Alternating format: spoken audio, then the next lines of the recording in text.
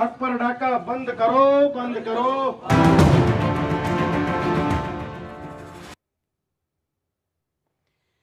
Bhim meme के नारे से कब तक बहलाओगे, भाईचारे की मांग को बोलो कितने दिन तक खाओगे।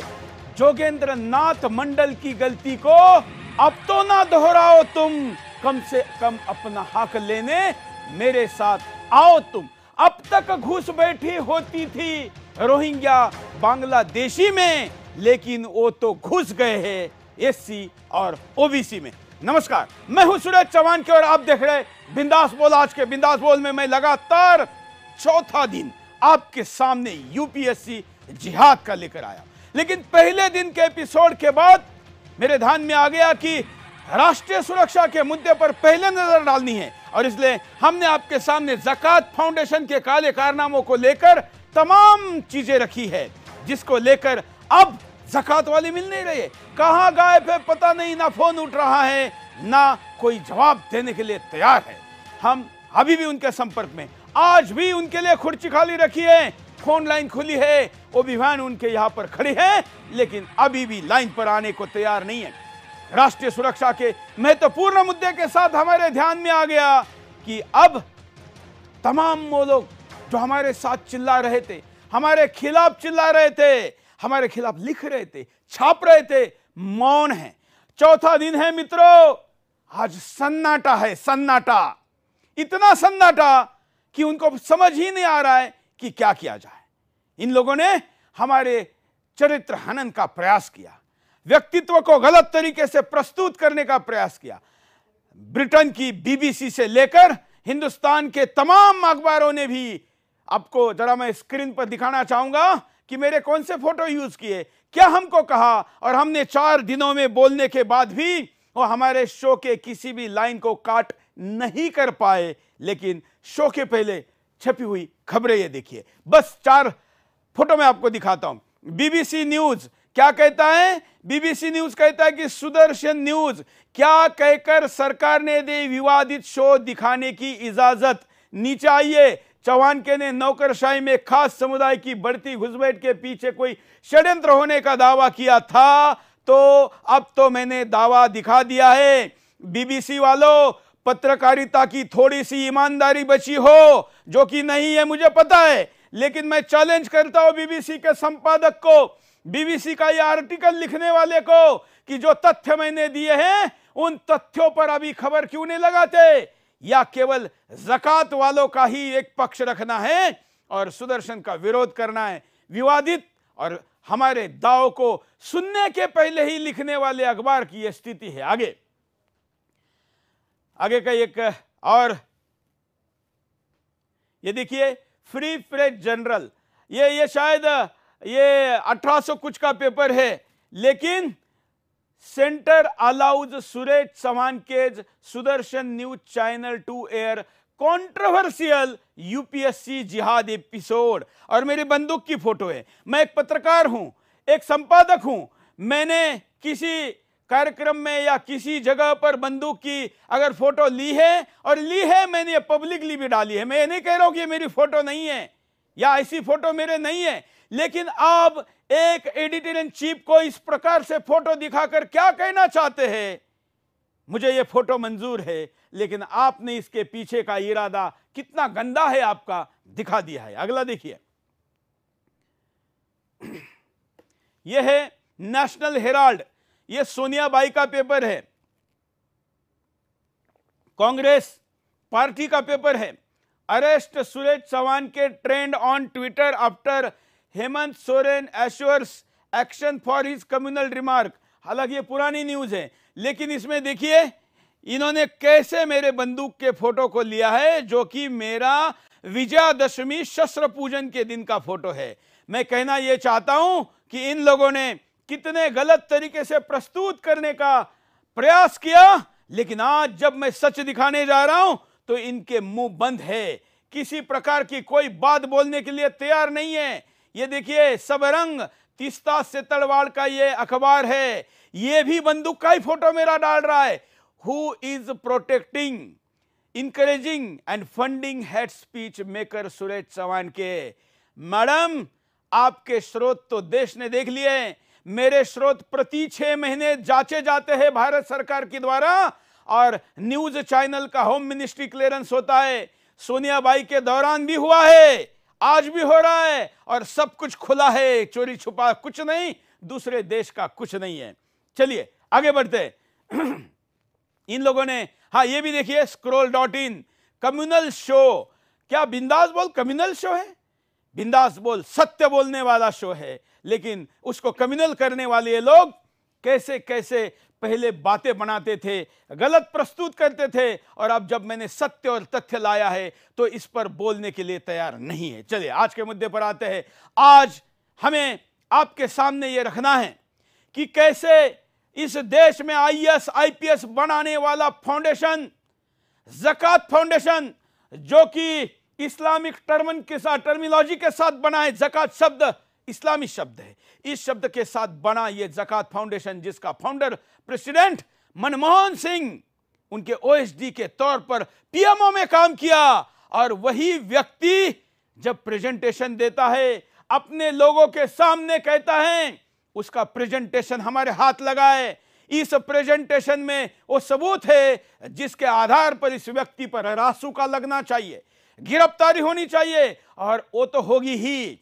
लेकिन उससे बड़ी बात है, मेरे देश में भीम और मीम, दलित मुस्लिम कॉम्बिनेशन के आधार पर पाकिस्तान का विभाजन हुआ था, लेकिन आज यह कॉम्बिनेशन पर गेम फिर भी चल रहा है। मेरे इनोसेंट दलित भाई, उनको लगता है कि उनके साथ प्यार भरा व्यवहार किया जा रहा है, कम से कम स्टेज से और मंचों से तो बड़ी मीठी बातें की जाती हैं, लेकिन इस देश के कट्टरपंथी उनके पीछे, उनके पीठ में छुरा खोपने का काम कैसे कहते हैं, यह मैं अभी दिखाने जा रहा हूं।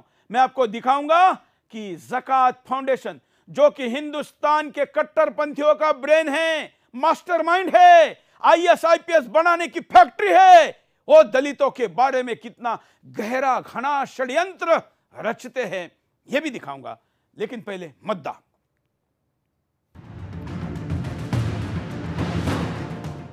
सुदर्शन न्यूज जैसे जैसे ज़कात को लेकर खुलासे कर रहा है, वैसे वैसे उसके कारनामों का कच्चा चिट्ठा खुलकर सामने आ रहा है। अब ज़कात का दायरा सिर्फ कोचिंग सेंटर तक ही सीमित नहीं है। ज़कात की नजर अब देश की सत्ता और अनुसूचित जाति और जनजातियों के हक को हड़पने की दिशा में आगे बढ़ चली है। ज़कात देश की सभी सरकारी तंत्रों से लेकर बाबा साहेब भीमराव अंबेडकर जी के द्वारा दिए गए अनुसूचित जाति और जनजातियों के चुनावी सीटों पर भी कब्जा करना चाहता है। ज़कात फाउंडेशन ऑफ इंडिया लगातार बाबा साहेब अंबेडकर पर हमला कर रहा है, मगर जय भीम और जय मीम का नारा देने वाले अब भी मुगालते में हैं कि उनका ये बेमेल गठजोड़ उनका साथ देगा। जिस ज़कात फाउंडेशन ऑफ इंडिया को आपत्ति है कि मुस्लिम बहुल लोकसभा सीट अनुसूचित जाति और जनजाति एससी के लिए क्यों रिजर्व है, एससी विरोधी ज़कात जय भीम करने वालों को कितनी बड़ी साजिश के तहत उन्हें मिटाने में लगा है, शायद उनको इस बात का अभी तक अंदाजा नहीं है। ज़कात खुद ये दावा करता है कि महाराष्ट्र राज्य चुनाव आयोग को उसने नोटिस भेजा था। ज़कात के नोटिस के बाद 30 वार्डों का परिसीमन बदला गया, या फिर उस वार्ड की एससी रिजर्व सीट को हटा दिया गया। ज़कात यह भी दावा करता है कि उसने पनवेल और नांदेड़ क्षेत्रों में शिकायत दर्ज कराई थी। अप्रैल 2017 में दिल्ली चुनाव से ठीक पहले ज़कात फाउंडेशन ने दिल्ली चुनाव आयोग को नोटिस दिया था, जिससे कि परिसीमन को बदला जा सके। यूपी के 554 शहरी स्थानीय निकाय चुनाव में पिछले 3 महीनों में ज़कात फाउंडेशन की ओर से हस्तक्षेप किया गया है। देश के विभिन्न मुस्लिम बहुल क्षेत्रों में एससी प्रत्याशियों के विरुद्ध चुनाव प्रक्रिया में हस्तक्षेप की बात ज़कात फाउंडेशन ने खुद स्वीकार की है। इनका एक ही सपना है कि बाबा साहेब भीमराव अंबेडकर जी के संविधान का गला घोंटकर दलित शोषित वर्ग को कुचला जाए। हमारे साथ एक बड़ा गेस्ट पैनल जुड़ा है, उनके पास चलते हैं, स्वागत करते हैं। स्क्रीन पर हमारे साथ जुड़े हैं संजय पासवान जी, नेता है, बड़े दलित नेता के तौर पर जाने जाते हैं, लोजपा में हैं। संजय जी आपका स्वागत है। साथ साथ में हमारे साथ उदित राज जी जुड़े हुए हैं, पूर्व सांसद है, कांग्रेस के बड़े नेता है। उदित जी आपका स्वागत है, सबको स्क्रीन पर लीजिए। हमारे साथ डॉक्टर वाशी शर्मा जी है, जो कि IITN मुंबई है, और हमारे साथ कल के एपिसोड में भी थे। हमारे साथ संजीव नेवर जी है जो कि डाटा साइंटिस्ट है, और इस डाटा साइंटिस्ट ने बड़ा रिसर्च करके बहुत कुछ निकाला हुआ है। संजीव जी IIT गोवा है और IIM भी है। हमारे साथ इस वक्त उदित राज जी जुड़े हुए हैं। उदित राज जी, आपका स्वागत है बिंदास बोल में।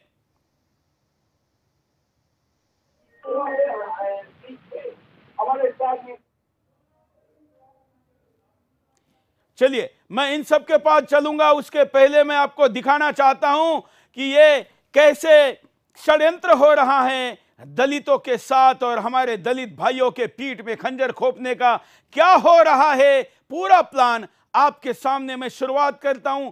सबसे पहली एक स्लाइड दिखाता हूं जो कि अवंतीपुरा कश्मीर में दिखाई गई थी मुस्लिम यूनिवर्सिटी में, उसका ये पहला स्लाइड आपके सामने। ज़कात फाउंडेशन ऑफ इंडिया, ZakatIndia.org क्या कहता है? ये कहता है कि हिंदुस्तान में 543 लोकसभा की सीट है। National Muslim population as per census 2011 14.2 है, और hence there should be Muslim in the Lok Sabha, मतलब लोकसभा में मुसलमानों का इस अनुपात में प्रतिनिधित्व 77 मुसलमान होने चाहिए थे। Average number of Muslims in Lok Sabha in 1952 to 2014, ये कह रहे कि 25 का एवरेज है, होने चाहिए 77 और है 25। तो इसका मतलब, इसका कहना क्या है इनको? इसका मतलब आगे ये बता रहे हैं कि इस संख्या को कैसे बढ़ाया जाए। आपको दूसरी स्लाइड दिखाते हैं जिससे आपको और पता चलेगा ये रीजन क्या बता रहा है। देखिए, ये रीजन बता रहा है Muslim predominated constituencies of parliament, assemblies and नगर निगम, म्युनिसिपैलिटी, कॉर्पोरेशंस, पंचायत परिषद and panchayat are reserve for scheduled caste. Udit Raj ji, जरा ध्यान से देखिए इस प्रेजेंटेशन को। आप एक दलित नेता है, आपको पता होना चाहिए कि कितना बड़ा षड्यंत्र ज़कात फाउंडेशन ऑफ इंडिया कर रहा है। यह कहता है कि हिंदुस्तान में मुसलमानों की संख्या जहां पर ज्यादा है, वहां पर ज्यादातर constituency are reserve for scheduled caste. आगे चलिए, अगली एक और स्लाइड देखते हैं कैसे दिखाता है ये अपनी बात को जमीन पर दिखाने के लिए नगीना नाम की उत्तर प्रदेश के एक लोकसभा कॉन्स्टिट्यूंसी को लेता है और कहता है कि has states highest percentage of Muslim, how much? 53.5, 53.5% का मुस्लिम पॉपुलेशन उत्तर प्रदेश के नगीना में है। इट इज रिजर्व फॉर एससीज, शेड्यूल्ड कास्ट के लिए रिजर्व है। 35 नंबर की स्लाइड है, पीपीटी का हिस्सा है, ज़कात का लोगो है, सारे सबूत है, प्रेजेंटेशन हुआ है, और ये प्रेजेंटेशन एससीज को, शेड्यूल कास्ट को टारगेट करता है। इतना ही नहीं, उसके बाद आसाम के करीमगंज का ये उदाहरण देता है। यह आसाम लोकसभा कॉन्स्टिट्यूंसी, वहां का क्षेत्र है करीमगंज, आरक्षित रिजर्वेशन, मुस्लिम के लिए पॉपुलेशन है 52.3, लेकिन एससी की अनुसूचित जाति के लिए रिजर्व सीट में उनका पॉपुलेशन है 12.95, करीब 13%। इसका मतलब यह कहना चाहता है कि हिंदुस्तान में ऐसी कितनी कॉन्स्टिट्यूंसीज है? तो इसके अनुसार 54% जगह पर ऐसा है जहां पर कॉन्स्टिट्यूंसी रिजर्व है एससी के लिए, लेकिन वहां पर पॉपुलेशन है मुसलमानों का, और इसलिए मुसलमानों का प्रतिनिधित्व लोकसभा में, पार्लियामेंट में नहीं हो पाता है। मैं उदित राज जी के पास चलना चाहूंगा। उदित राज जी, इस प्रेजेंटेशन को देखने के बाद आपकी पहली प्रतिक्रिया क्या है? देखिए, मैं तो आपके टेलीविजन पर आना नहीं चाह रहा था, लेकिन ये शर्त पर आया कि मेरी बात जब तक खत्म न हो जाए तब तक बोलने का अधिकार दीजिएगा। बिल्कुल बिल्कुल। विवेकानंद फाउंडेशन आरएसएस के द्वारा संचालित किया जाता है, और सेवा भारती स्कूलों को मैंने देखा है, तो वहाँ पर रोज एक नेम प्लेट लगाई जाती है और वर्ण व्यवस्था के बारे में बताई जाती है। उदित राज जी, पहले ये बताइए ना, आपके सामने ज़कात फाउंडेशन ऑफ इंडिया हमारे सीटों को घटाने की बात कर रहा है, जरा इस पे बोलिए ना। सुनिए, आप सुनिए, वो आज भारत सरकार में 89 सेक्रेटरीज गवर्नमेंट ऑफ इंडिया हैं, उसमें से केवल एक दलित है। मैं आपको पूछ कह रहा हूँ, खाया तो किसने? आप देखिए, आप आपके राजनीतिक एजेंडे के लिए मैंने नहीं बुलाया यहाँ पर, मैंने हमारे दलित भाइयों के एजेंडे के लिए यहाँ बुलाया है। मैं आपको यहाँ कांग्रेस के नेता के तौर पर, बीजेपी के नेता के तौर पर नहीं किसी को बुलाया हूँ। मैं तो बीजेपी को भी कह रहा हूँ कि यूपीएससी में दलितों का कोठा छीनने वाले लोगों के ऊपर कार्रवाई करिए। आप तो मेरे भाई की समान बात करिए उदित राज जी, यह पार्टी मुद्दा नहीं है। आप कल भाजपा में थे, आज कांग्रेस में है, कल कहीं और रहेंगे। आप सांसद बने, मेरी शुभकामनाएं। लेकिन उदित राज की कॉन्स्टिट्यूंसी छीनने का काम अगर कोई करेगा तो सूरज चौहान की उसका विरोध करेगा। हिम्मत के साथ बोलिए, मैं आपके साथ हूं, बोलिए। आप मुझे बोलने देंगे कि नहीं बोलने? आप इस मुद्दे पर बोलेंगे तो इस पर बोलिए कि ज़कात फाउंडेशन पर आपका क्या कहना है। ज़कात फाउंडेशन ने जितना उत्तम काम इस देश के लिए किया है, उतना आपका विवेकानंद फाउंडेशन। तो ये उत्तम काम है कि एससी की कॉन्स्टिट्यूंसीज को मुसलमानों के लिए वहां जो परिसीमा है उसको हटाना, ये अच्छा काम है? क्यों नहीं अच्छा काम है? अपना हक उन्हें नहीं लेना चाहिए? अच्छा गलत किया गया है कि मुस्लिम कॉन्स्टिट्यूशन, मुस्लिम डोमिनेटेड कॉन्स्टिट्यूशन को रिजर्व किया है, गलत किया है। तो क्या मुसलमानों के लिए रिजर्वेशन देना चाहते आप लोकसभा में? नहीं, आबादी के हिसाब से नहीं, तो आबादी के हिसाब से आप मुसलमानों को रिजर्वेशन देना चाहते हैं? हाँ, बिल्कुल देना चाहिए। ग्राम प्रधान से लेके एमएलए, एमपी, ज्यादातर मुस्लिम जहाँ डोमिनेटेड है, वहाँ मुसलमानों की तरफ से बुलाया कि दलितों की तरफ से बुलाया? क्यों गलत रिजर्व किया जाता है? क्यों रिजर्व? क्या उनका हक नहीं है इस देश में? आप जो तो लेना चाहिए। उदित राज जी, मुझे जरा आप बताइए कि आप यहाँ पर मुस्लिम नेता के तौर पर है कि दलित नेता के तौर पर हैं? वाले 100% सुप्रीम कोर्ट, हाई कोर्ट में बैठे पड़े हुए हैं। भारत सरकार चलाने वाले 15% है और 4% अगर मुसलमान आ गए। हमारे साथ संजय पासवान जी भी जुड़े हैं। संजय पासवान जी जुड़े हमारे साथ। नमस्ते संजय पासवान जी, मैंने अभी प्रेजेंटेशन दिखाया। मैं उदित राज जी को कह रहा हूं कि जो दलितों का हक छीनने का प्रेजेंटेशन देने वाला ज़कात फाउंडेशन है, उस पर बोलिए, उस पर नहीं बोल रहे। आप क्या बोलना चाहेंगे? मैं ये कहना चाहता हूं, हाँ, मैं ये कहना चाहता हूं कि दलित का जो हक है वाजिब हक मिलना चाहिए और किसी को ये अधिकार नहीं है कि हमारे हक को छीन सके। हाँ, और इसके लिए जो भी करना पड़ेगा हम लोग करेंगे, लेकिन हमारे हक को कोई छीनने का किसी को अधिकार नहीं है। उदित राज लगता है कि चले गए। उदित राज जी की स्क्रीन दिखाइए। हिम्मत नहीं है दलितों की नेता बनने की बात करते। बाबा साहब का आदर्श लीजिए जरा। बाबा साहब अंबेडकर जी कैसे टकराए थे नेहरू से लेकर हर व्यक्ति से।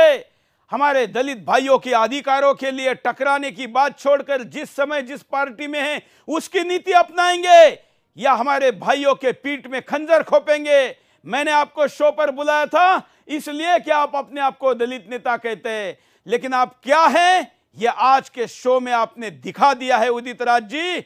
अब इस देश का दलित भाई समझ जाएगा कि उदित राज जब मौका मिला और उनकी सीटें छीनने वाले फाउंडेशन के खिलाफ बोलना था तो उदित राज जी भाग खड़े हुए और बोले नहीं ज़कात फाउंडेशन के खिलाफ, लेकिन जितना बोला है उतना ही पर्याप्त है। हिंदुस्तान का हर भाई उसको देखेगा और आपकी असलियत उनके सामने जाएगी। मैं यहां पर एक दो और स्लाइड देखकर फिर चर्चा में आऊंगा क्योंकि फिर उसके ऊपर हम एनालिसिस कर पाएंगे, इसलिए कुछ और स्लाइड देखते हैं। पश्चिम बंगाल का एक विधानसभा का उदाहरण यहां पर ज़कात फाउंडेशन का प्रेजेंटेशन देता है। वेस्ट बंगाल, हम सब जानते हैं कि बंगाल आज वैसे ही बांग्लादेश बन रहा है, लेकिन देखिए यहां की कॉन्स्टिट्यूंसी के उदाहरण में भी उन्होंने भाषा का उपयोग क्या किया है। रिजर्व का Khargram west Bengal MLA constituency, assembly constituency, जिसको मराठी में आमदार बोलते हैं, हिंदी में विधायक बोलते हैं। ऐसी असेंबली कॉन्स्टिट्यूंसी में खरग्राम में 50% मुस्लिम है, लेकिन वास्तविकता वहां पर पॉपुलेशन एससी का 23% है, नॉट रिजर्व। दूसरा तूफानगंज, ये तूफानगंज में 50% मुस्लिम है, लेकिन वहां कॉन्स्टिट्यूंसी और एससी का जो परसेंट है उसमें फर्क है। लेकिन उसके बावजूद ये कहता है, ये देखिए 53% है एससी, लेकिन ये कॉन्स्टिट्यूंसी रिजर्व नहीं है। ये विरोधाभास दिखाना चाह रहा है और इसके अंदर इन सीटों को बदलने की बात कर रहा है। वेस्ट बंगाल का उदाहरण मैंने आपके सामने दिया। ये राजनीति है इस देश में, बल्कि ये अराष्ट्र नीति है ज़कात फाउंडेशन ऑफ इंडिया की। अब चुनाव आयोग के परिसीमन पर सवाल ले रहा है और ये सवाल लिए जा रहे हैं कि यह कैसा फॉल्ट है इसमें, और यहीं पर नहीं रुका है, यहां पर क्रियान्वयन किया है, एग्जीक्यूशन किया है। 39 नंबर के स्लाइड के बाद ज़कात फाउंडेशन, अब आपको दिखाऊंगा मैं आगे ये दोनों पैनलिस्ट के पास जाने के बाद कि कैसे इन्होंने दलितों के लिए रिजर्व कॉन्स्टिट्यूंसी को बदला और उससे कैसे मुस्लिम सीटों की संख्या बढ़ाई। ये इस पर बोलना लोकतांत्रिक अधिकार नहीं तो क्या है। मैं संजीव नेवर जी के पास चलता हूं, आप इसको कैसा देखते हैं संजीव जी? ये सबसे पहले तो मुझे बहुत ही दुख हुआ, झटका सा लगा कि उदित राज जी इस प्रकार से अचानक चले गए जब उनको दलितों का पक्ष लेने के लिए एक स्वर्णिम अवसर मिला था। उन्होंने सिर्फ 2 लाइन कही कि ज़कात बहुत अच्छा काम कर रही है और बहुत बढ़िया काम, उन्होंने 2 लाइन उनके प्रेज में बोला। देखिए, ये मैं इसको ऐसे देखता हूं कि सबसे पहले तो देखिए हमारे यहाँ पर जो दलितों के लिए या शेड्यूल्ड कास्ट के लिए जो रिजर्वेशन है उसका प्रावधान आया इसलिए था कि शेड्यूल्ड कास्ट के समुदाय के ग्रुप के लिए हमें उनको अपग्रेड करने के लिए जो भी ऐतिहासिक रूप में उनके साथ में डिस्क्रिमिनेशन रहा है, उसके कारण उनको जो प्रॉब्लम हुई है उसको सुधारने के लिए। तो यहाँ पे scheduled caste versus rest of the population अगर कोई दिखाए तो मुझे बड़ा अच्छा लगता कि रेस्ट ऑफ द पॉपुलेशन में शेड्यूल्ड कास्ट को कैसे रिप्रेजेंट किया जा रहा है। किंतु यहाँ पर आप इनकी मानसिकता देखिए, शेड्यूल्ड कास्ट वर्सेस मुस्लिम, मतलब ये दोनों एक दूसरे के जैसे कंपिटिटर हैं। मैं कह रहा हूँ कहीं पे मुस्लिम पॉपुलेशन हो या हिंदू, कल फिर भाई only scheduled caste Muslim population, कल कोई बोलेगा कि नहीं ब्राह्मण पॉपुलेशन यहाँ पे कितना है तो फिर ब्राह्मण को रिजर्वेशन दे दो, किसी को दे दो। इस देश में we are a secular nation. Number 1 बात, रिलीजन के बेसिस पे कोई रिजर्वेशन नहीं होगा, ये इस देश की आधारशिला है। कास्ट के बेसिस पे रिजर्वेशन का पूरा सिंपल एक आधार है कि ये वो सोसाइटी के वो ग्रुप है जो इकोनॉमिकली सोशली बैकवर्ड रहे हैं और इसलिए पूरे समाज का, पूरे देश का कर्तव्य बनता है उनको आगे लाए। किंतु एक रिलीजन वर्सेस कास्ट को आपस में पिट करके कंपैरिजन करना, इससे बड़ा शर्मनाक घृणास्पद बात कभी कुछ हो ही नहीं सकता। मेरे पास शब्द नहीं है। यहाँ तो डेटा तो मैं आपको आगे सीटों के बारे में हम जब चर्चा करेंगे मैं बताऊंगा कि किस तरह से करते, मगर अभी मैं बहुत ही सदमे में हूँ क्योंकि मुझे उदित राज जी से ये उम्मीद नहीं थी। मुझे लगा कि कोई भी वैचारिक मतभेद हो किंतु दलितों के लिए वो हमेशा उठकर आगे खड़े रहेंगे। ये तो दिखा दिया उन्होंने, कहा खड़े रहेंगे या चरणों में गिर पड़ेंगे। डॉक्टर वासी शर्मा जी। जी सुरेश जी, देखिए जैसे संजीव जी ने बोला, मैं एक दो चीज़ें इस जो आपने स्लाइड जो दिखाया उस पर बोलना चाहूँगा। ये जैसे ये इन्होंने बोला ना, ये वास्तव में मुझे लगता है आपको हमें करेक्ट करने की आवश्यकता है। ये खाली यूपीएससी जिहाद नहीं है, तो पार्लियामेंट जिहाद पे पहुंच चुकी है बात। मैं इस रेफरेंस में बता रहा हूं कि यूपीएससी के आईएएस आईपीएस बनाने वाला फाउंडेशन की सोच क्या है, ये आज का एपिसोड में मैं दिखा रहा हूं जी। दूसरी बात यह है कि देखिए आर्ग्यूमेंट तो ये आर्ग्यूमेंट एग्जैक्टली तो मोहम्मद अली जिन्ना देता था। हाँ। वो भी यही बोलता था कि क्योंकि लाहौर में मेरे 60% लोग हैं, गुजरावाला में मेरे 80% लोग हैं, पेशावर में मेरे 95% मुसलमान हैं, इसलिए भैया मैं यहाँ से लेके अपने अलग राइट्स के लिए, अपने अलग अधिकारों के लिए यहाँ से निकल रहा हूँ। तो ये जो है एक तरह से एक मिनी पाकिस्तान का एक मॉडल है। दूसरी बात, अगर मैं इसके आर्ग्यूमेंट को, ये ज़कात फाउंडेशन, ये जो कार्टून लोग हैं, इनके यदि मैं इसको देखूं तो इनके हिसाब से तो अगर ऐसे परसेंटेज निकालने में बैठूं तो जैन या पारसी, जिनका हार्डली कोई 0.5% भी नहीं है, वहां तो फिर कोई भी आदमी कोई जैन या पारसी चुन के आना ही नहीं चाहिए। क्योंकि इनका तो गणित कुछ और ही कह रहा है। इनका गणित तो कह रहा है कि जिस दिन हम 40% हो जाएंगे उस दिन हमारे पास 40% सीट होनी चाहिए, और मुझे तो लगता है 51% का इंतजार कर रहे हैं, उसके बाद में ये गजवाए हिंद डिक्लेयर करेंगे। तो ये तो एक बहुत ही घृणास्पद बात है। तीसरा इसमें जो सबसे अधिक दुख देने वाला कारण, जैसे संजीव जी ने भी बोला, कि इनका इरादा यह है कि ये कहीं पे एससी सीट के ऊपर चुन के आ सकते हैं, उसमें कोई समस्या नहीं है, लेकिन कोई एससी इनके ऊपर रूल करे, ऐसा जगात फाउंडेशन वालों को स्वीकार्य नहीं है। अर्थात एससी अपने दलित भाइयों के लिए इतनी घृणा का यहां पे वर्णन किया गया है कि क्या कोई दलित भाई किसी मुस्लिम मेजोरिटी कॉन्स्टिट्यूएंसी का कोई प्रतिनिधित्व नहीं कर सकता है? ऐसी क्या कमी है भाई किसी दलित भाई में? जरा ये खाली कुर्सी वाले यहाँ पे बैठाएं, बताएं एक बार आके यहाँ पे। मैं भूल गया था बताना दर्शकों, ये खाली कुर्सी आज भी रखी हुई है। डायरेक्टर ज़कात फाउंडेशन सैयद जफरुल महमूद प्रधानमंत्री के कुर्सी पर बैठे, वहां से अपने लोगों का फायदा कराया, लेकिन आज इस कुर्सी पर बैठकर जवाब देने की बारी आई तो मिल नहीं रहे, गायब है, पता नहीं कहां है, फोन नहीं उठ रहा है, एसएमएस का उत्तर नहीं है और ईमेल का भी उत्तर नहीं है। लेकिन कितना भागोगे, कितना दौड़ोगे, कितना छुपेगा कोई भी? उसको खोज कर लाने के कानून के हाथ बहुत लंबे होते हैं, और कानून के ऐसे कागज हमारे पास है, अभी तक तो 1% भी नहीं दिखा है। मैंने कहा ना कल भी, अभी तो हजारों पेजेस बात की है, और ये सीरीज लंबी चलने वाली है। इस सीरीज में बस ये राष्ट्रीय सुरक्षा के 3 दिन मैंने निकाले थे, मैं आपके सामने यूपीएससी के अंदर के जो घपला है उसको भी डिटेल में लेकर आने वाला हूं। आज के एपिसोड में भी मैं आपके सामने वो हिस्सा दिखाने वाला हूं जिसमें कैसे षड्यंत्र पूर्वक यूपीएससी में हमारे लोगों का अधिकार मारा जा रहा है, दलित भाइयों का अधिकार मारा जा रहा है, ऐसा दलित भाई कह रहे हैं। चलिए आगे बढ़ते हैं। हम एक प्रतिक्रिया संजय जी की ले लेते हैं, उसके बाद आगे चलते हैं। मैं आपको इनका एग्जीक्यूट प्लान दिखाऊंगा कि इन्होंने एग्जीक्यूट क्या किया है। संजय पासवान जी।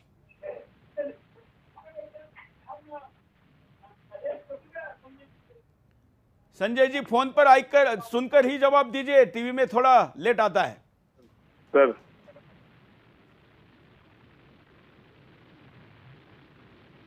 फिर से क्वेश्चन किया जाए। चलिए मैं आपके पास दोबारा आऊंगा, उसके पहले मैं आपको जो स्लाइड दिखाई उसमें बीएमसी मुंबई की स्लाइड दिखाता हूं। शिवसेना वालों, आप आज इनके साथ हो, देखो इनके पास क्या प्लान है मुंबई का।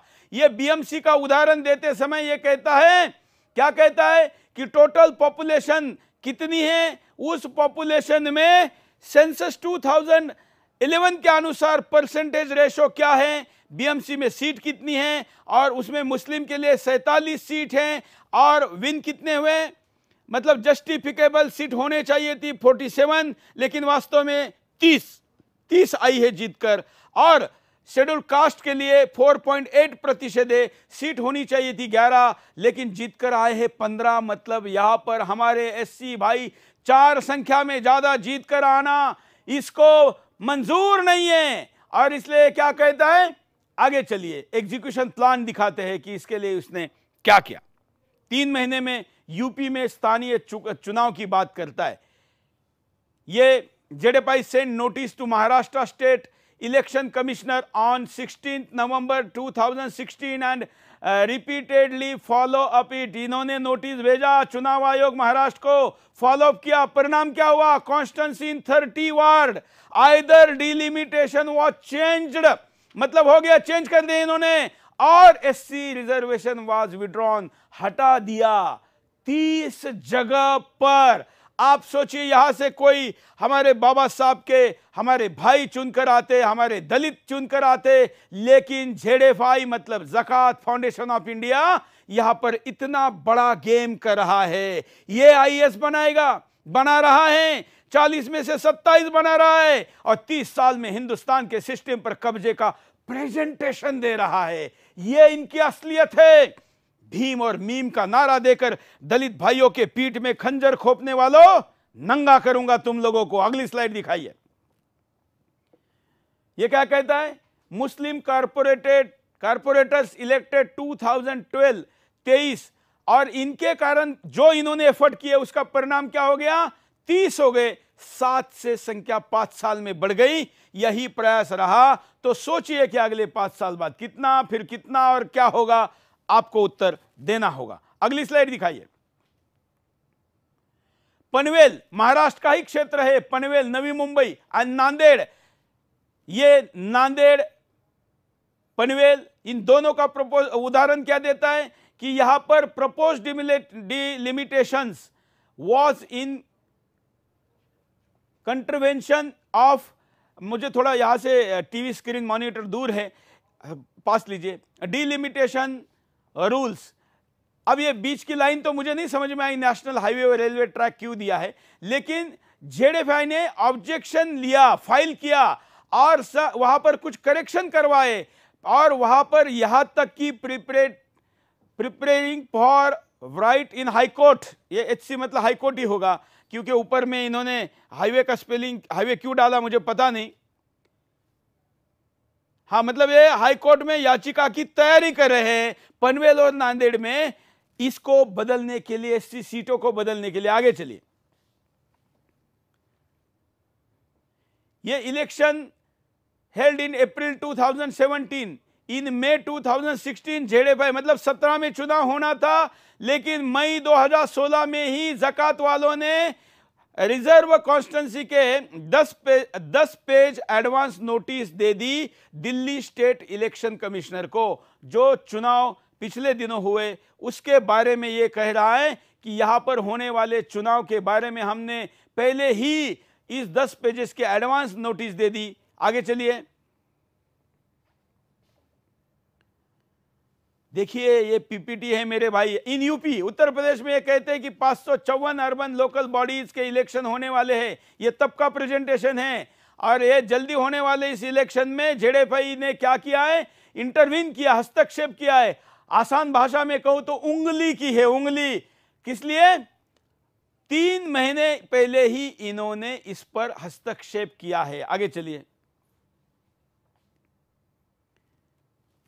आपके सामने, and this work is to be undertaken permanently, इसको स्थायी तौर पर करना है, यह स्थायी होने वाला है। और यह कहां होना चाहिए? At every point of time in some part of India और द अदर्स। परिसीमन, हिंदुस्तान सरकार तो परिसीमन आयोग कब लाएगी, कब प्लान करेगी, कब क्या होगा, लेकिन इसके पास पूरा प्लान रेडी है।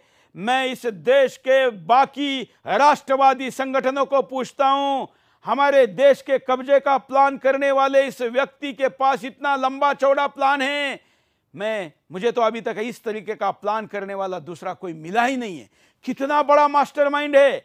मैं डॉक्टर वाशी शर्मा के पास चलता हूं। वाशी शर्मा जी। सुरेश जी, ये बहुत ही डिस्टर्बिंग एक्चुअली एक रेवलेशन है। ये देखिए, ये मुझे नहीं पता ये किस कैपेसिटी में बात कर रहा है ये व्यक्ति। शायद मनमोहन सिंह जी ने जो बोला था कि पहला हक जो है संसाधन पे इन लोगों का है। देखिए ये क्या बोल रहा है, ये बोल रहा है कि कम से कम 30 वार्ड में, महाराष्ट्र स्टेट इलेक्शन कमीशन में इसके कहने के बाद में 30 वार्ड्स में या तो डिलिमिटेशन चेंज हुआ है या फिर एससी कोटा विड्रॉ कर लिया गया है। मुझे ये समझ नहीं आता ये संवैधानिक अधिकार ये इस व्यक्ति के पास कैसे है कि इसके हस्तक्षेप के बाद में ये हमारे जो दलित भाइयों का अधिकार छीन छीन के। और ये जो अभी उदित राज जी बैठे हुए थे, मैं चाह रहा था कि वो अगर बैठे तो उनसे पूछा जाए कि यह इसी चीज के लिए क्या बोल रहे थे कि ज़कात फाउंडेशन बहुत ही अच्छा काम कर रहा है कि हमारे दलित भाइयों से वो पूरा का पूरा उनको वो छीन के वो लेके गए हैं। तो मुझे तो इसमें कोई शंका है नहीं कि ये ना सिर्फ एंटी इंडिया ये ऑर्गेनाइजेशन है, बल्कि ये एक बिल्कुल दलितों को बिल्कुल कुचलने के लिए ये संस्था कार्य कर रही है। और भारत सरकार से अपील है हमारी हाथ जोड़ के कि इस मामले में आप प्रोब कराइए, आपका जितना भी मटेरियल है उन सब के आधार पे इन लोगों को तो दलित विरोधी होने के उससे अंजाम इनको देखना पड़ेगा। बिल्कुल। क्या संजय पासवान जी, इस देश का दलित नेतृत्व किसी भी पार्टी में रहे, क्या इस पर आवाज उठाएगा? बिल्कुल। बाबा साहब भीमराव अम्बेडकर का दिया हुआ अधिकार हमसे कोई नहीं छीन सकता। हमारे नेता आदरणीय लोक जनशक्ति पार्टी के संस्थापक श्री राम विलास पासवान साहब लगातार दलितों के लिए आंदोलन करते आए हैं और सदन में आवाज उठाते रहे हैं। और हमारे इस हक को जो छेड़छाड़ करेगा, निश्चित रूप से सदन से सड़क तक हम आंदोलन करेंगे और अपने हक अधिकार को छीनने नहीं देंगे। ये किसी को अधिकार नहीं है। बिल्कुल संजीव जी। और लगातार हमारे नेता सदन में चर्चा करते हैं, दलितों के लिए लड़ते रहते हैं। कोई भी मुद्दा दलित का हो, उसके अधिकार के लिए सड़क से लेकर सदन तक आंदोलन करते हैं और आगे भी करते रहेंगे। और ये किसी को संवैधानिक अधिकार नहीं है कि हमारे हक को छीन ले। संजीव जी, आज हमने पहले शुरुआत की दलित नेताओं को मिलने की, उसमें हमने रामदास अठवले जी को संपर्क किया। उनकी प्रतिक्रिया मैं यहां दिखाता हूं और मैं आपसे आश्वासन चाहता हूं कि आपकी पार्टी, आपके माननीय मंत्री जी रामविलास पासवान जी और आपके युवा नेता दोनों को हमारी टीम कल मिले और उनकी भी प्रतिक्रिया वीडियो में सामने आए, यह आपसे अपेक्षा है। मैं अभी यहां पर रामदास अठवले जी का वीडियो दिखाता हूं, देखिए। सुदर्शन पर कार्यक्रम यूपीसी जिहाद पर बैन लगा था तो अठवले साहब सुदर्शन न्यूज के समर्थन में आए थे और उसके बाद भारत सरकार ने कार्यक्रम चलाने की अनुमति दी थी। हम अठवले साहब का धन्यवाद करते हैं। अठवले साहब, आपका धन्यवाद, आपने हमारा समर्थन किया। उसके बाद भारत सरकार ने कहा कि आप कार्यक्रम चला सकते हैं और हमने कार्यक्रम चलाया और लगातार चल रहा है। सुरेश चौहान के जी, उन्होंने कहा कि दलितों का जो कोटा है मुस्लिम उपयोग कर रहे हैं। क्या आप मानते हैं कि इसको रोकना चाहिए, दलितों का हक मिलना चाहिए? दलितों को तो अपना हक मिल ही रहा है और मिलना भी चाहिए। जहाँ जहाँ नहीं मिलता है उधर बाबा साहब के संविधान के मुताबिक उनको उनका हक मिलना चाहिए। और सुदर्शन टीवी ने, हमारे चौहान जी ने जो अभियान चलाया था उसके ऊपर शुरू में पाबंदी आई थी, लेकिन गवर्नमेंट ऑफ इंडिया ने उसको ऑलरेडी परमिशन दे दिया है और अभी ये प्रोग्राम चल रहा है। बहुत अच्छी बात है। मैंने भी आपके इस विषय को मैंने सपोर्ट किया था और अभी वो प्रोग्राम आपका चालू है और इसीलिए मैं आपका धन्यवाद। अधिकार छीने नहीं जाने चाहिए। इन्होंने और डिटेल मांगा है, मैंने इनके पास भेजा है और हम कल और विस्तार से देश भर के तमाम दलित नेताओं के साथ बात करेंगे, हमारे ओबीसी नेताओं के साथ बात करेंगे, एससी एसटी के साथ बात करेंगे, तमाम जिन लोगों का पीठ में खंजर खोपा जा रहा है और जिनके अधिकारों को हनन किया जा रहा है। संजय पासवान जी, आप आश्वासन दे रहे हैं कि आपकी पार्टी का स्टैंड जो आप बोल रहे हैं यही रहेगा, आप सत्ता में हैं, केंद्र में? सबसे पहले तो मैं सुदर्शन चैनल को धन्यवाद करता हूं जिन्होंने इस मुद्दे को लेकर हम लोगों को जोड़ा है। मैं स्वागत करता हूं आपके इस विचार को और मैं आपको भरोसा दिलाता हूं कि जब कभी भी आदरणीय लोक जनशक्ति पार्टी के संस्थापक श्री रामविलास पासवान जी का, आदरणीय लोक जनशक्ति पार्टी के राष्ट्रीय अध्यक्ष श्री चिराग पासवान जी का जब भी आपको जरूरत पड़ेगी और मैं उनको लाने का प्रयास करूंगा, ये भरोसा दिलाता हूं।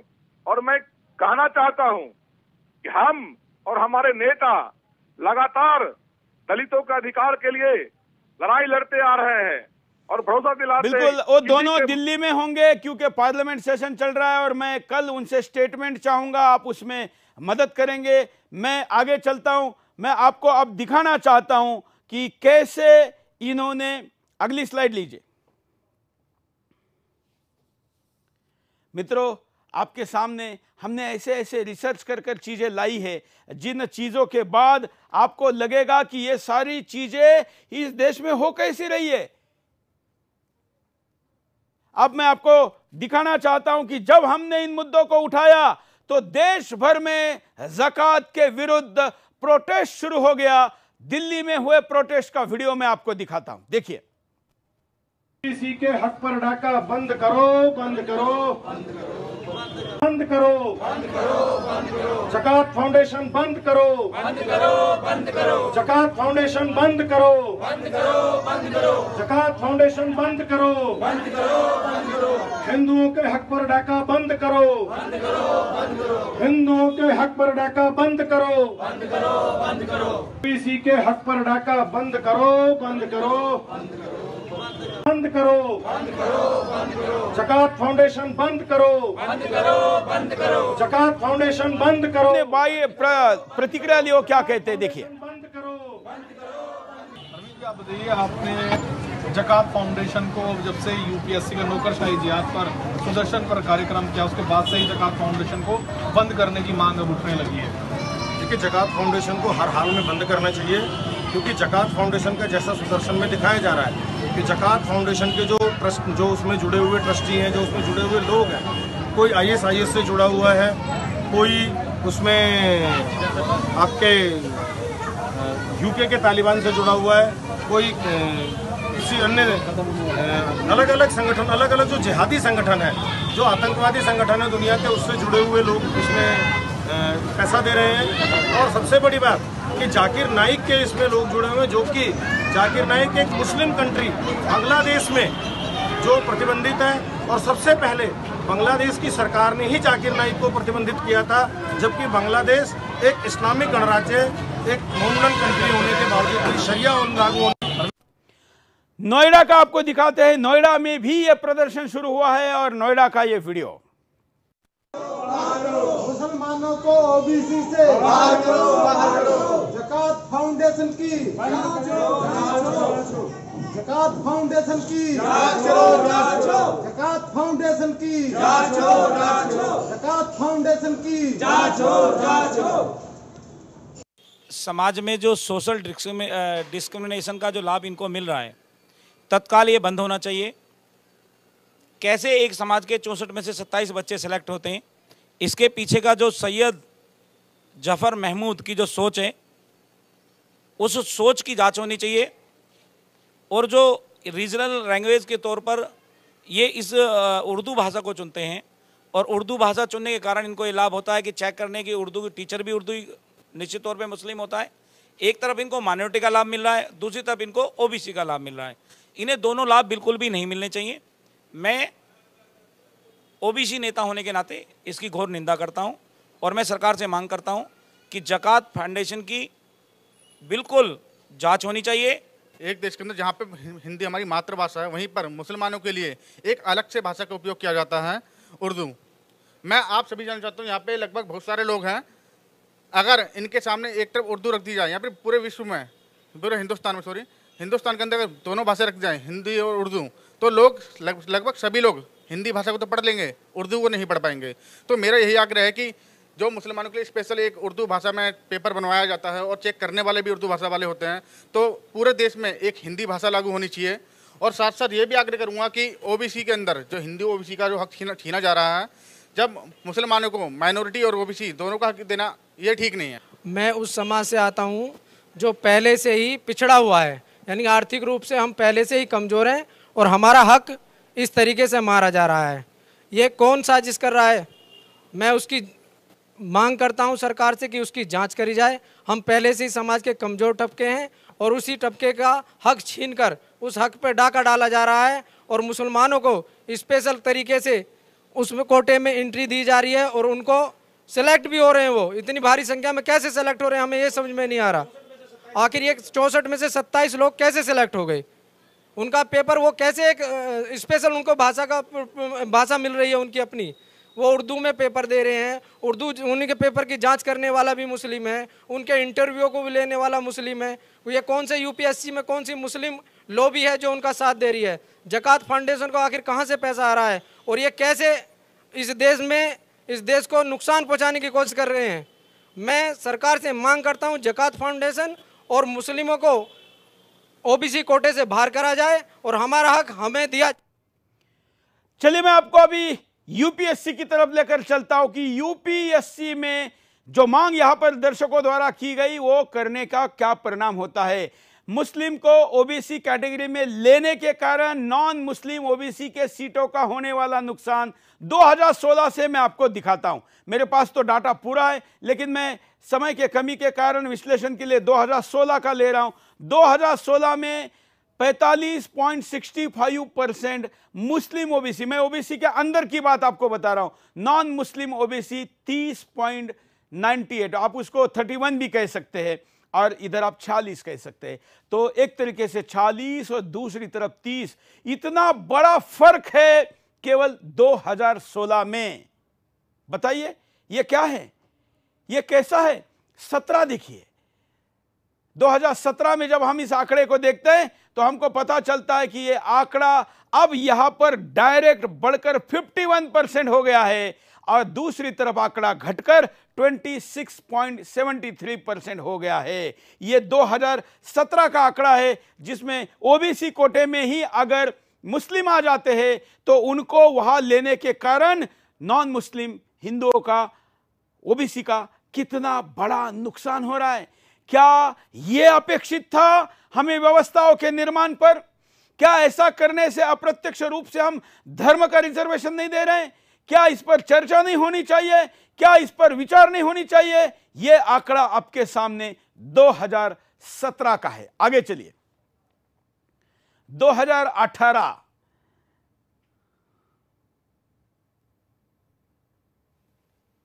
मुझे लगता है कि यह कहीं ऐसा ना हो कि यहां तक चला जाए, क्योंकि 68%, 97 मतलब आप इसको 69% कहिए, 69% यहां पर यह हरा है, और ये देखिए सिर्फ 26%। अब ये आंकड़े तो मेरे नहीं है, ये आंकड़े आपके साइट के हैं, सरकार के हैं, और ये अगर स्थिति है तो इस पर बोलना चाहिए कि नहीं बोलना चाहिए? इसके बाकी तो परिणाम है ही, लेकिन मैं केवल आपको विरोधाभास दिखा रहा हूं, शेयर मारे जाने की, हिस्सा लिए जाने की आंकड़ेवारी दिखा रहा हूं। मैं आपके सामने कल के एपिसोड में और डिटेल लेकर आऊंगा। अभी तो यूपीएससी का पूरा मामला बचा ही है। अभी तो मैं केवल ज़कात फाउंडेशन का तमाम उन चीजों को दिखा रहा हूं जिससे कि ज़कात फाउंडेशन की इंक्वायरी सबसे पहले हो, क्योंकि ये कागजात लंपास न करे, खत्म न करे, सबूत न मिटा। इसलिए इस एपिसोड को मुझे शुरू में लेना पड़ा। ये 3-4 एपिसोड मुझे आखिर में लेने थे, यूपीएससी के आंकड़ों पर ज्यादा बात करना था, लेकिन मैंने इस रणनीति के तहत इसको चेंज किया। आज मैं आपके सामने ये यूपीएससी के अंदर का आंकड़ा दिखा रहा हूं। एक थोड़ा गति के साथ फिर दिखाते हैं। 16, 17, 18, 16 पे लीजिए। 2016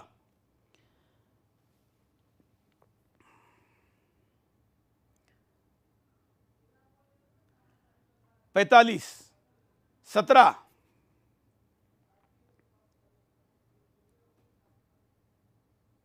51,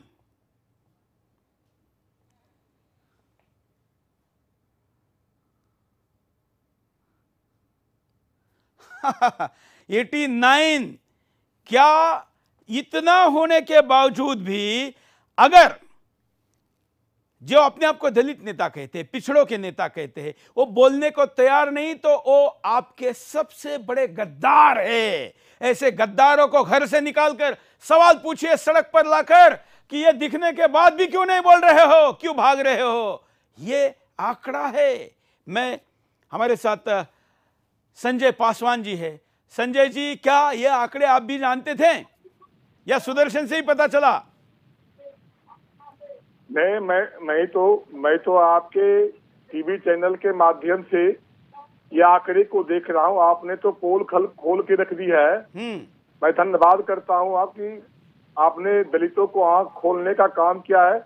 ऐसे फाउंडेशन को, ऐसे उचक रखने वाले साजिशकर्ता को, ऐसे संगठन को बैंड लगाना चाहिए। हम सरकार से मांग करते हैं कि जो दलितों के साथ जो इस आंकड़े को छेड़छाड़ कर रहा है, ऐसे लोगों को वो तो लॉबिंग कर रहे हैं। ये निर्णय तो सरकार का है, सरकार को निर्णय बदलना चाहिए। आप सरकार में हैं, आप सत्ताधारी पार्टी है, एनडीए का घटक है। बिल्कुल बिल्कुल, मैं आपको भरोसा दिलाता हूं, और मैं माननीय राष्ट्रीय अध्यक्ष श्री चिराग पासवान जी से बात करके आपने जो दिखाए हैं आंकड़े को, मैं उनको इसकी जानकारी दूंगा, और खुद वही इस पर जानकारी ले रहे होंगे। मैं आपको भरोसा दिलाता हूं कि मैं आगे इस पर कार्रवाई करने और सरकार से मांग करने के लिए जरूरत पड़ी तो सुप्रीम कोर्ट भी हम इसके खिलाफ जाएंगे। चलिए, अभी हम हमारे साथ जो डाटा साइंटिस्ट जुड़े हैं आंकड़े के विश्लेषण के लिए उनके पास चलते हैं। संजीव जी, इसका विश्लेषण करके आप क्या बताना चाहेंगे? देखिए, मैं ये कहूंगा कि आपने अभी भी पूरा पिक्चर नहीं दिखाया है, पूरा चित्र नहीं दिखाया है। पिक्चर तो बाकी है, अभी तो पिक्चर बाकी। अभी मैंने कहा नहीं तो 1% है। नहीं, केवल इस डेटा के बारे में मैं बात कर रहा हूँ। इस डेटा का और एक बहुत ही, बल्कि 2 उसके और घिनौने सत्य हैं जो मुझे इस समय उजागर करना है। बिल्कुल बताइए। कि आपने तो केवल ओबीसी वर्सेस ओबीसी का दिखाया है कि ओबीसी का हक कैसे मार रहे हैं, किंतु मैं उसके आगे चलकर ये एक्यूजेशन लगा रहा हूँ, ये क्लेम कर रहा हूँ कि ये केवल ओबीसी का हक नहीं मार रहे, ये शेड्यूल्ड कास्ट का भी हक मार रहे हैं।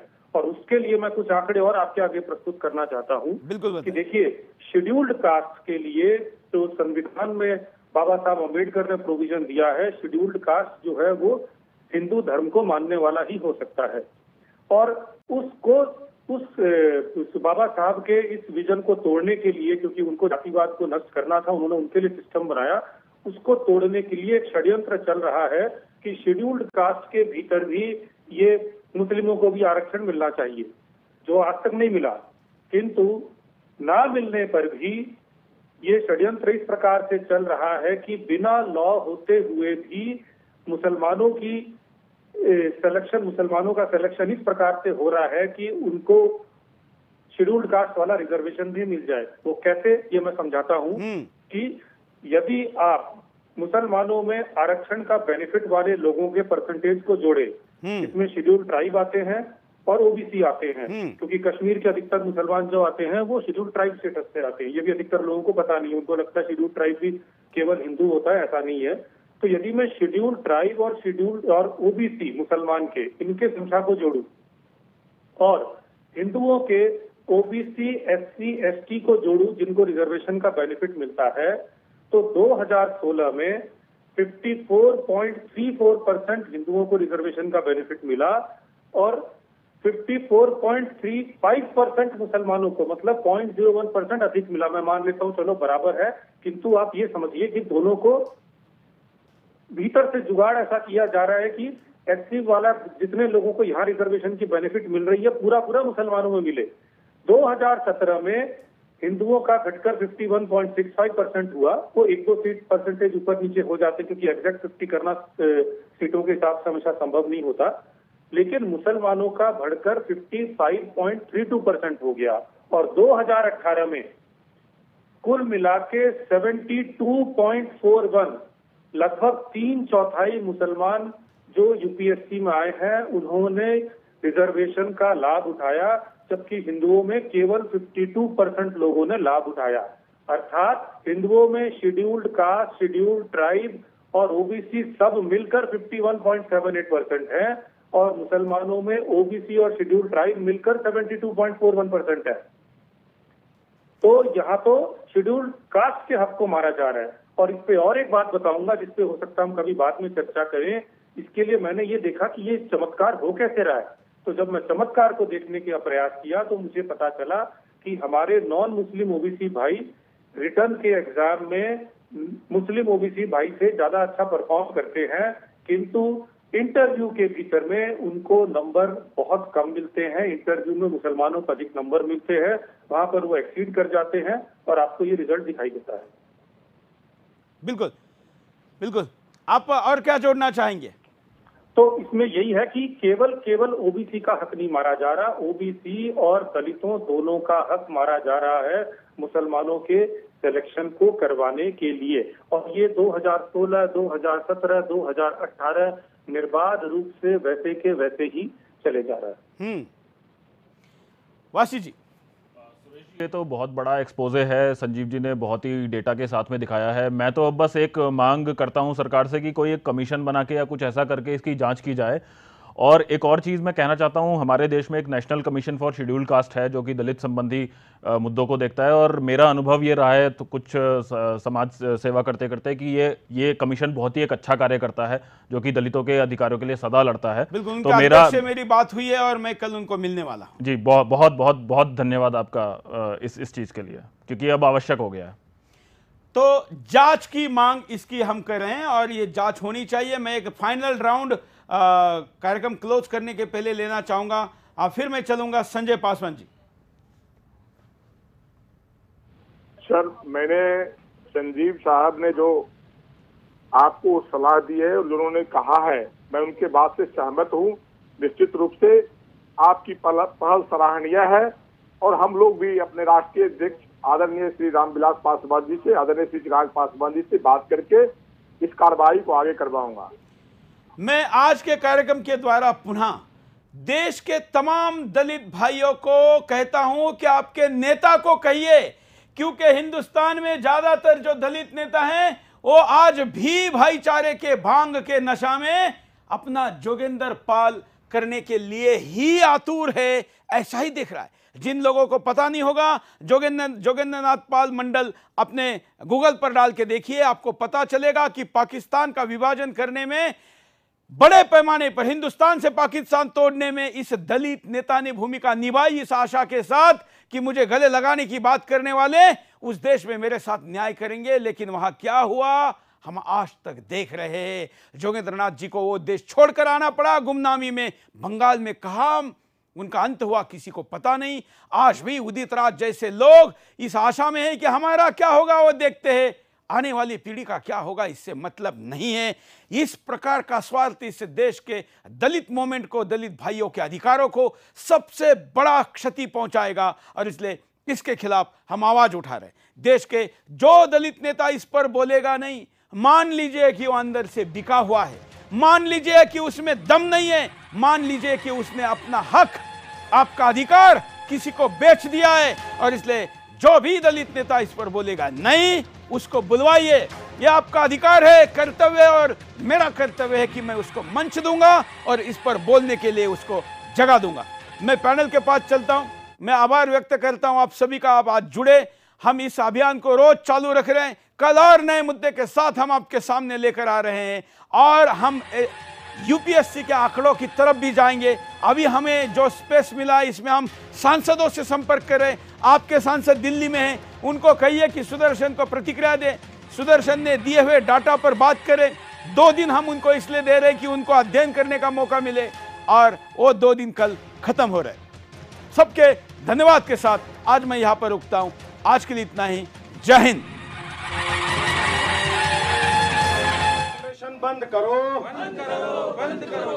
जकात फाउंडेशन बंद करो, बंद करो, बंद करो।